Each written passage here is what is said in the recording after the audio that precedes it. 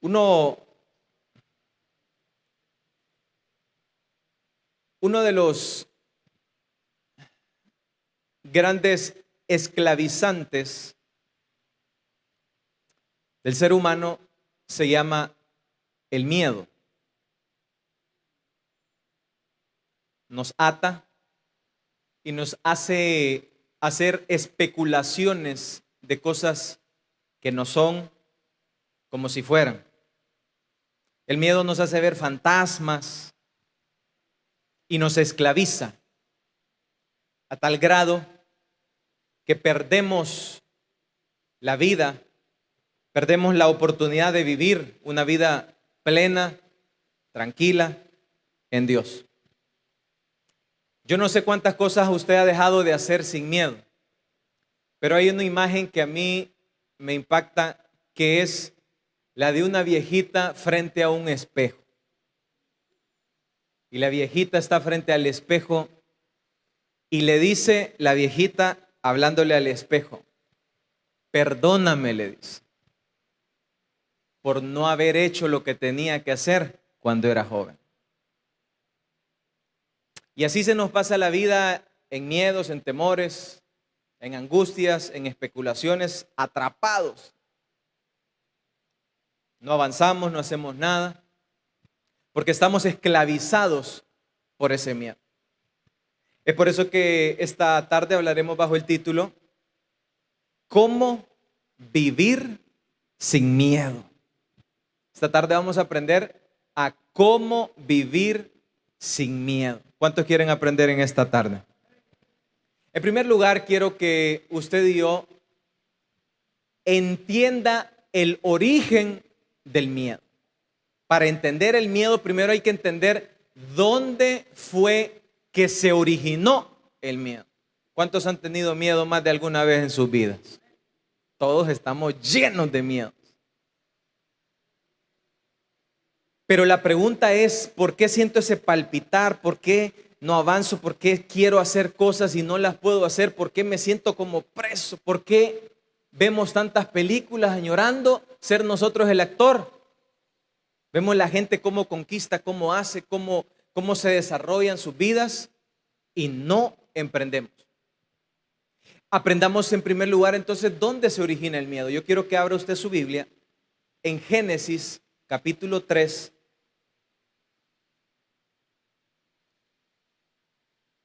Versículo 6. Y usted me indica cuando lo tenga.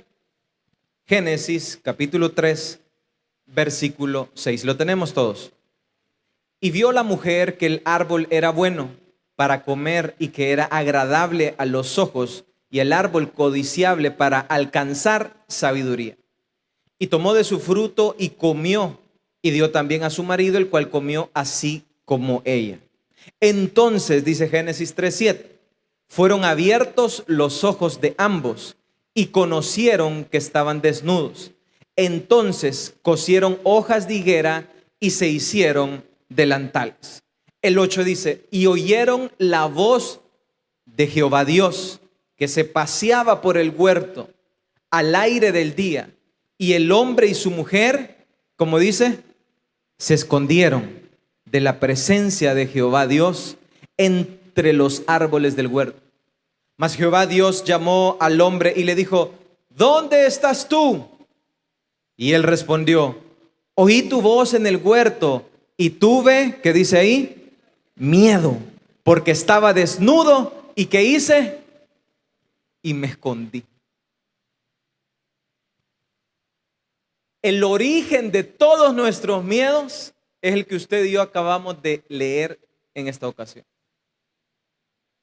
Nuestras angustias, nuestras especulaciones, todo lo que nosotros sentimos cuando el miedo se apodera de nuestras vidas, se originó en el huerto del Edén. Un día de estos me tocó enfrentar uno de mis varios miedos. Y cuando estoy con miedo, me he dado cuenta que las manos me empiezan a sudar y se me ponen pero empapadísimas. Me he dado cuenta también que me dan hasta dolores de estómago. Y yo digo, ¿qué es lo que está pasando? Lo que sucede es que tengo un gran miedo, no un poquito miedo, un gran miedo. El corazón me empieza a palpitar. Y empiezo a especular. ¿Y si le digo? ¿Y si me pega una cachetada?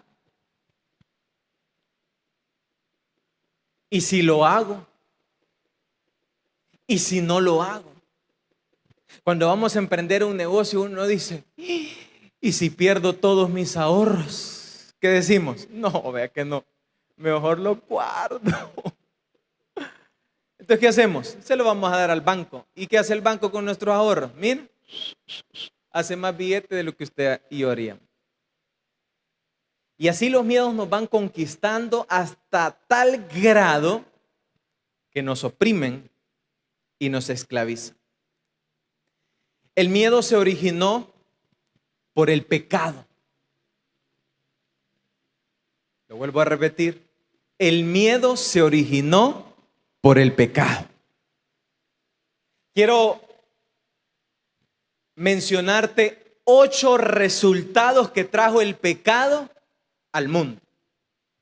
Número 1, el pecado cuando entró al mundo nos robó el gozo de nuestra salvación.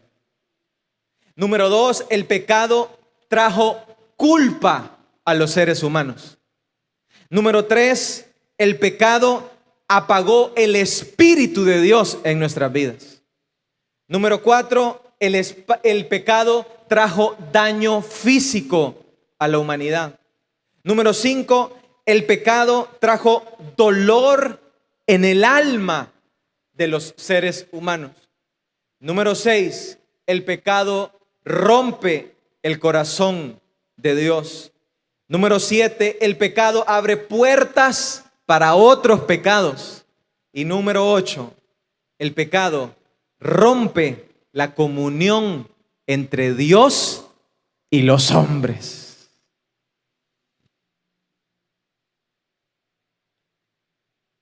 Entonces, cuando Adán vino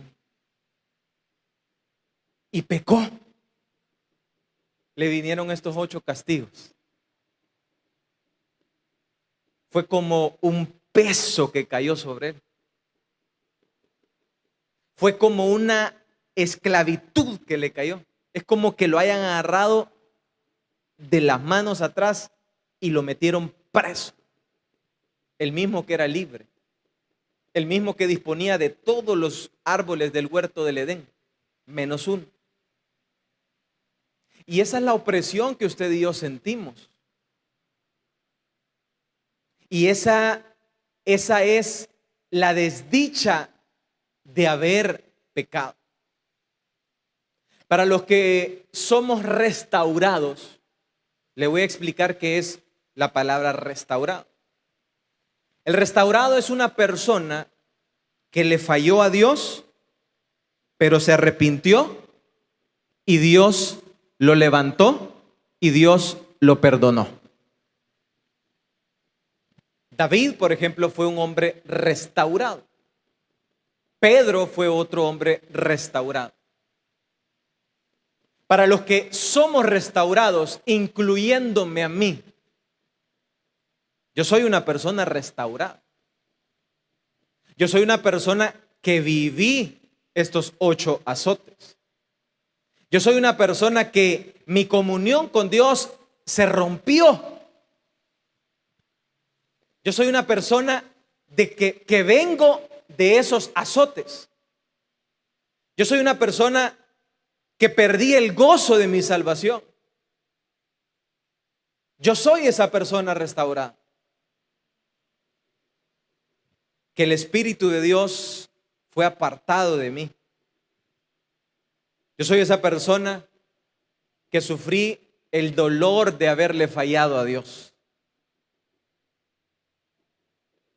Y esas personas que somos ahora restaurados, tenemos la dicha y la gracia de Dios, que ahora estamos aquí en pie, que ahora ostentamos de tener un micrófono indignamente, no por nuestros méritos, sino por los méritos de Cristo en la cruz del Calvario, que es la que perdona todo pecado para nuestras vidas. Vamos a darle una ofrenda de palmas a Dios en esta hora.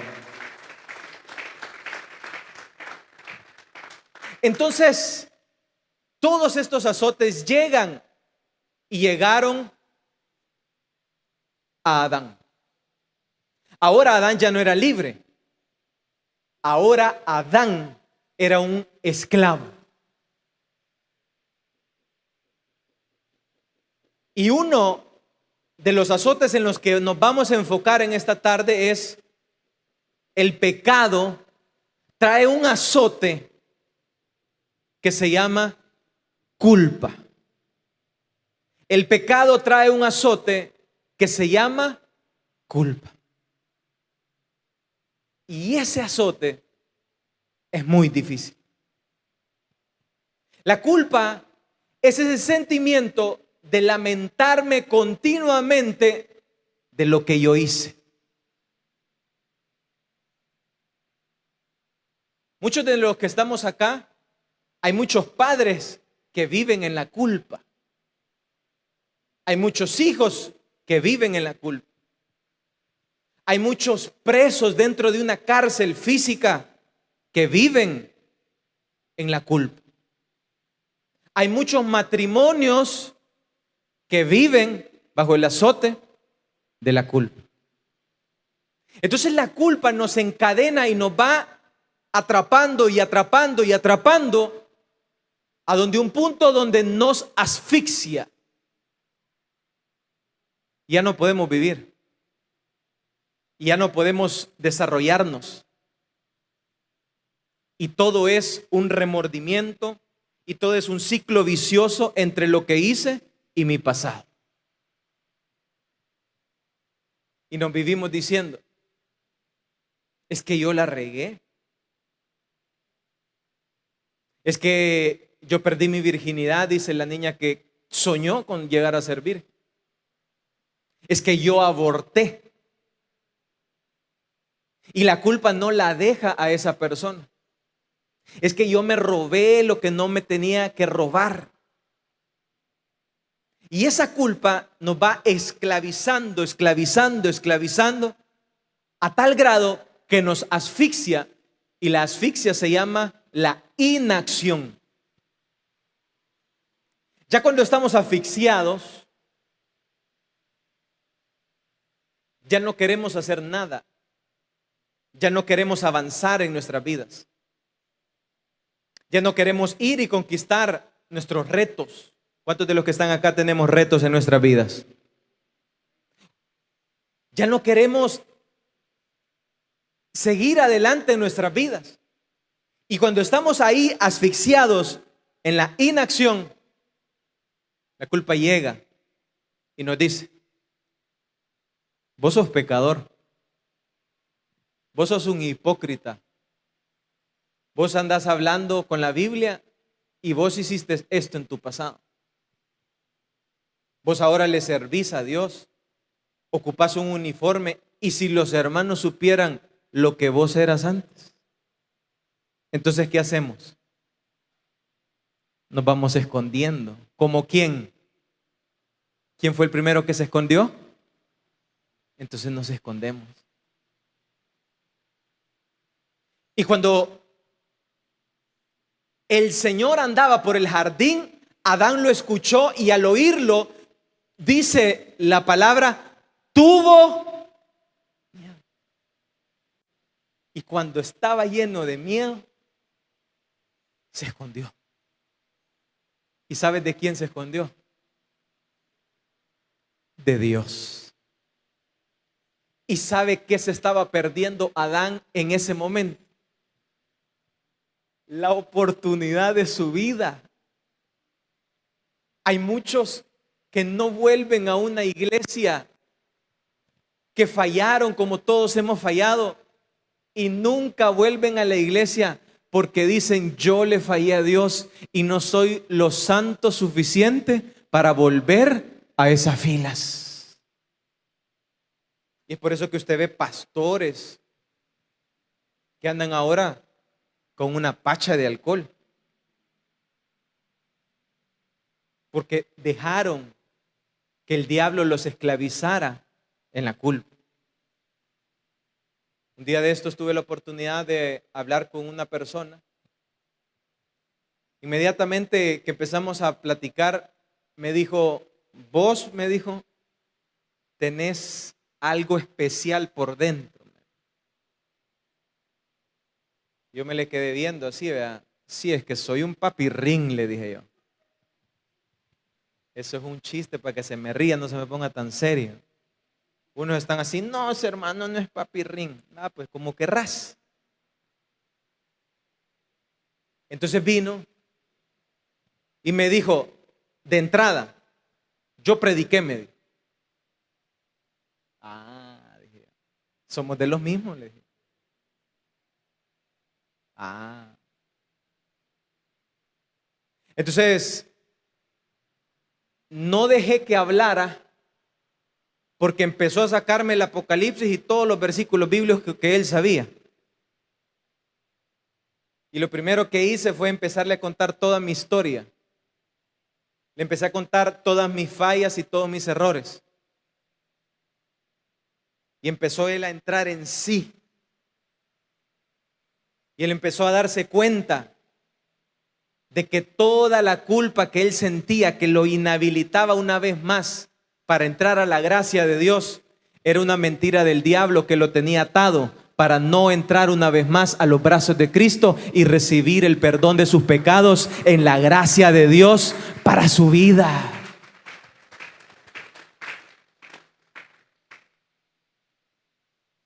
Ahora, desde que me ve, así se le pone en la cara, se alegra al verme.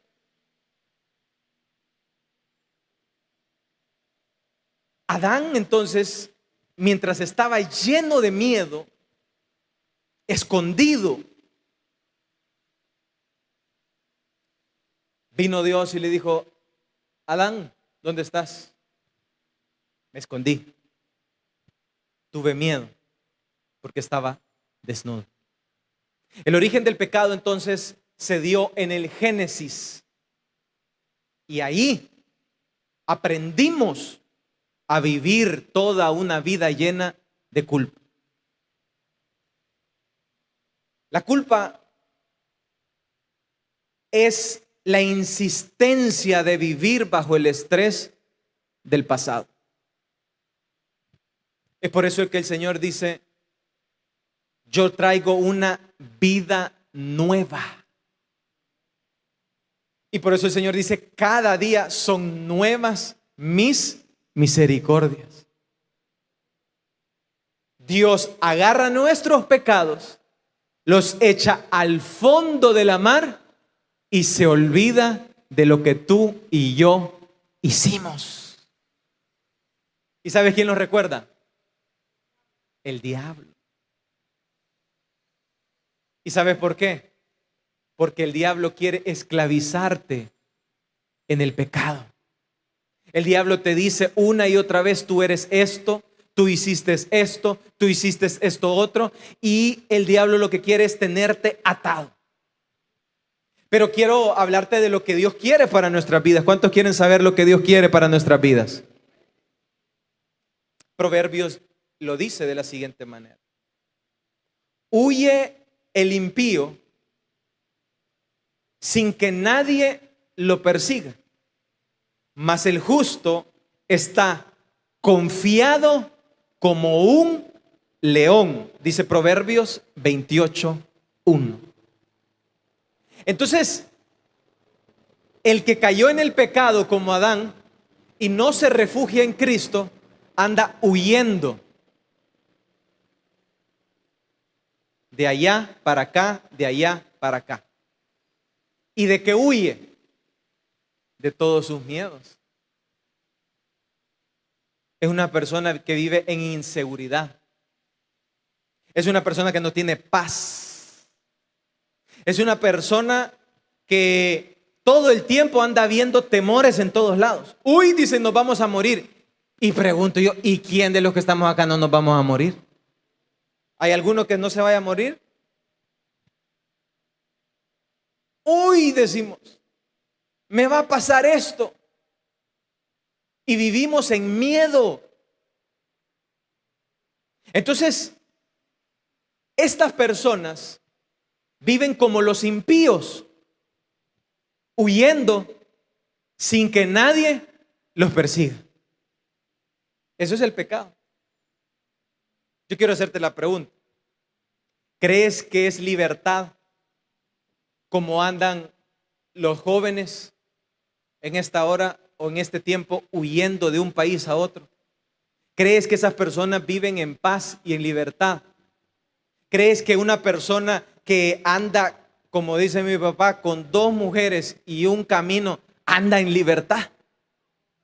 Si esa persona anda afligida, huyendo, que el día que la mujer le agarre el teléfono, ¡ay, Dios mío! Ese día se le acaba el circo. ¿Tú crees que eso es bonito? ¿Tú crees que vivir bajo el yugo, bajo la esclavitud del pecado es bonito? Es horrible. Pero huye el impío sin que nadie lo persiga. Mas el justo, ¿cuántos justos hay en esta tarde? Está confiado como un león. Y el justo, una de las características de un cristiano tiene que ser la siguiente: su confianza. Yo no sé qué es lo que te esté pasando en tu vida. No me interesa, porque es tu vida. Pero quiero decírtelo algo. En tu vida y en tu situación hay un Dios en el que puedes confiar plenamente. Él no ha perdido ni una batalla y Él está con sus hijos en las buenas y en las malas. Muchos de los que estamos acá tenemos diferentes sueños. Hay jóvenes que quieren casarse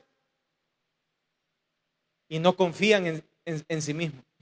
Hay adolescentes que quieren emprender un negocio. Hay personas que quieren volver a reafirmar sus vidas. Hay personas que quieren volver a servir dentro de la iglesia. Y la falta de confianza no los deja. El león de Judá no es el león de Judá para ellos, sino que es un león sin uñas. Es un gato que nomás ve algo, sale corriendo. Pero Dios, iglesia, quiero decirte, no es el gato de Judá. Dios es el león de Judá. Y el león ruge cuando hay peligro. Y el león defiende cuando su presa la quieren quitar. Eso es Dios cuando hay hijos que confían en Él plenamente, liberan sus miedos y confían en Dios ciegamente. Vamos a darle una ofrenda de palmas a Dios en esta hora. Muchas son las aflicciones del justo, pero de todas ellas les librará Jehová. Dice Salmos 34, 19. Todos los que estamos acá tenemos problemas. Si yo le contara mis problemas, usted diría, ¿y usted tiene problemas, hermano? Sí. Y suficientes, y si quieres unos te los regalo. Pero todas nuestras aflicciones, muchas aflicciones que vamos a pasar, nosotros tenemos que liberar nuestros miedos y confiar no en nuestras fuerzas, sino que confiar en Dios, que es nuestro ayudador. No sé qué quieres emprender, no sé qué quieres hacer, no sé en qué te quieres desarrollar, pero quiero decirte, si Dios está contigo, ¿quién contra ti? Y quiero decirte algo, La confianza en Dios no es la ausencia de problemas. La confianza en Dios no es una vida libre de tormentas. Si tú estás pasando tormentas, problemas y angustias, la vida en Dios no es una vida libre de problemas. Porque muchos creemos que cuando estamos en Cristo, cuando estamos en el Evangelio, ahora los problemas pasaron. Y es todo un error. Ahora que estamos en Cristo, la diferencia es que en medio de las tribulencias, en medio de los problemas, nosotros sabemos que para los que aman a Dios, todas las cosas les ayudan para. Entonces, cuando uno está en el zamaquión, cuando uno está ahí, uno no abona sus miedos, uno no huye de los problemas. Uno con miedo los enfrenta, pero con miedo, pero temblando. Uno de mis grandes miedos era pararme aquí a hablar. Me ponía a sudar, todavía me pongo a sudar. Si me da miedo, si usted cree que pararme aquí para que usted me esté crucificando con todas sus críticas es bonito, no es nada chulo.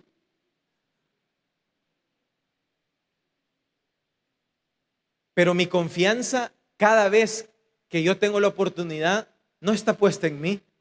Yo le digo al Señor, yo me desligo de este trabajo, mi confianza está puesta en ti. Yo le decía a mi papá, es que yo no voy a aguantar, le decía yo. Es que yo no voy a poder, le decía. Y él me decía, es que no sos vos, sino Dios en ti. Muchos de los que estamos acá decimos, no voy a poder ser fiel en mi matrimonio, no voy a poderle ser fiel a Dios. Y por eso es que usted escucha a las personas y dicen, yo no puedo, hermano, si mire, si a la semana ya estoy con el tapio otra vez y el limón así, ay, qué rico, dice el bolo. Es que no puedo. Es cierto, nadie puede y nadie podrá, pero hay uno que ya pudo y ya lo hizo por ti. Es Cristo Jesús en la cruz del Calvario. Y Él, si ya lo hizo, y por eso es que dice la palabra, y si Él venció, nosotros también somos vencedores en Cristo Jesús. Entonces esa confianza me libra de mis miedos. Es por eso que usted no puede andar, ay, es que ya me voy a caer. Ay, es que le voy a fallar otra vez a Dios. Ay, es que no puedo, es que tengo miedo. No. Viva en libertad. Confíe en el Señor. Y dígale, Señor, yo no puedo, yo soy débil, pero tú sí puedes. Entonces, cuando uno entiende que no es mi fuerza, sino que la fuerza de Dios, entonces yo empiezo a sentirme confiado, como un león. Entonces yo empiezo a sentirme con fuerzas, como las de un león. Entonces yo empiezo a saber de que no son mis fuerzas, sino que las fuerzas de Dios en mi matrimonio. Entonces yo empiezo a saber de que no son mis fuerzas en el negocio, en la empresa, en el trabajo, sino que son las fuerzas de Dios en mi trabajo, en mi matrimonio, en mi negocio, en toda mi vida. Entonces ahí cambia la cosa. Entonces uno empieza a soltar. Entonces uno empieza a confiar. Entonces uno empieza a entender de que Dios es el que tiene el control en nuestras vidas. Cuando siento miedo, dijo el salmista, pongo en ti mi confianza. Salmos 56, 3. Cuando siento miedo, pongo en ti mi confianza. Cuando siento miedo,